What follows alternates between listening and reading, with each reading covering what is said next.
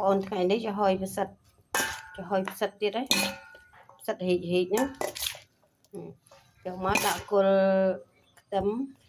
ទឹកខ្ទឹមហើយនឹងខ្ទឹមសម្ជែងស្ករខ្ញុំអត់ដាក់សាច់ជ្រូកដាក់អីទេខ្ញុំប្រើតែស្ករប៊ីចេងរ៉ូឌីតិចទៅគល់ខ្ទឹមអីចឹងទៅគ្រឿងហើយដាក់ចំហុយជាតិដល់បជាតិយើងលាយគ្រឿងហើយយកមកដាក់ចំហុយផ្សិតចំហុយខ្ញុំបានឆ្អិនរួចរាល់ហើយនេះទំនើងអត់ម្ហូបពេលព្រឹកផ្សិតចំហុយតើបងប្អូនបាយ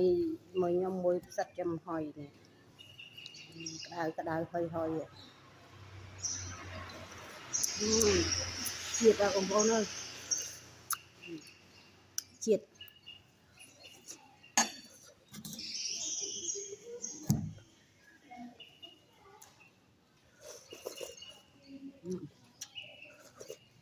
ម្ហូបពេលព្រឹក